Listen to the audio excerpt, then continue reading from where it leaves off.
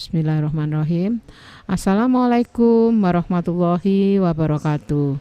Selamat jumpa kembali anak-anakku kelas 9. Sehat ya?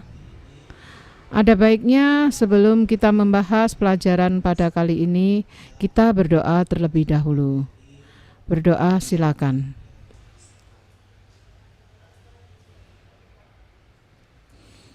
Oke, bisa kita mulai.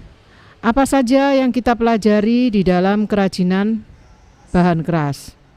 Sebelumnya, apa sih kerajinan bahan keras itu? Apa saja yang kita pelajari dalam kerajinan bahan keras? Nah, yang pertama, kerajinan bahan keras adalah kerajinan tangan yang tahap pembuatannya menggunakan bahan yang bersifat keras sebagai material utamanya. Kemudian, apa saja yang kita pelajari pada kerajinan bahan keras ini? Yang pertama adalah macam-macam kerajinan bahan keras.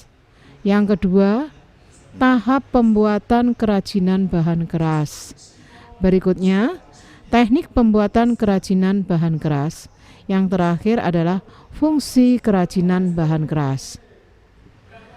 Sekarang macam-macam kerajinan bahan keras. Ada dua macam, yaitu kerajinan bahan keras alam dan kerajinan bahan keras buatan. Apa saja yang kita pelajari pada kerajinan bahan keras alam? Yaitu bahan yang sulit dibentuk yang terbuat dari alam. Apa saja? Misalnya kayu, bambu, batu, rotan. Nah, kemudian itu adalah contoh-contoh kerajinan bahan keras alami. Pada kerajinan keras buatan adalah besi, kaleng, kawat, kaca, logam. Berikutnya, itu tadi adalah macam-macam bahan keras ya. Sekarang bagaimana tahapan pembuatannya? Nah, yang pertama adalah membuat rancangannya dulu. Membuat rancangan. Jadi membuat desainnya. Tahap kedua, kalau sudah ada desainnya, maka kita bisa menyusun alat apa saja yang dibutuhkan, bahan apa saja yang dibutuhkan.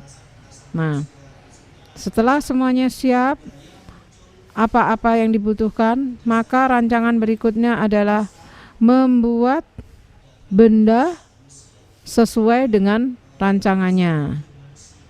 Tahap terakhir adalah penyelesaian.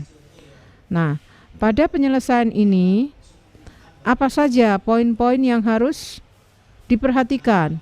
Yang harus diperhatikan adalah dalam tahap merapikan, menghaluskan, memberi hiasan. Yang terakhir adalah meningkatkan kualitas kerajinan. Setelah tahap pembuatan, maka berikutnya adalah teknik pembuatan. Teknik pembuatan ada beberapa teknik. Yang pertama adalah teknik cor atau cetak tuang, dibagi menjadi dua macam, yaitu teknik berulang dan teknik tuang sekali pakai. Berikutnya adalah teknik ukir.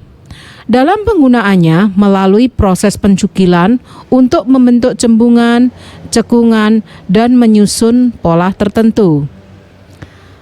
Teknik etsa. Teknik etsa adalah teknik pembuatan dengan merendam bahan logam dalam larutan etsa atau asam. Larutan asam terdiri dari organik, mineral, anorganik, atau campuran keduanya.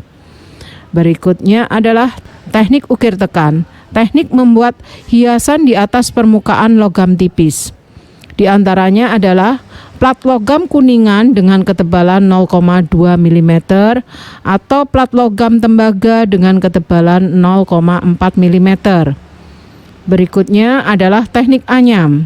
Teknik anyam biasa digunakan untuk pekerjaan bambu atau rotan. Pada kerajinan bahan keras dikerjakan dengan cara A. Mengangkat, B. Menumpang tindihkan, C. Menyilang-nyilangkan. Yang terakhir adalah teknik bubut. Teknik bubut adalah teknik pembuatan yang digunakan untuk menyayat, menggaruk, mengiris, dan membentuk benda keras menjadi simetris, bulat, dan rapi. Selanjutnya adalah fungsi kerajinan. Fungsi kerajinan ada fungsi pakai. Pada fungsi pakai, lebih mengutamakan nilai fungsi dibandingkan keindahannya. Sedangkan fungsi kerajinan sebagai fungsi hias lebih mengutamakan keindahan dibanding fungsi pakainya. Demikian pembelajaran tahap-tahap pada kerajinan bahan keras. Terima kasih. Wassalamualaikum warahmatullahi wabarakatuh.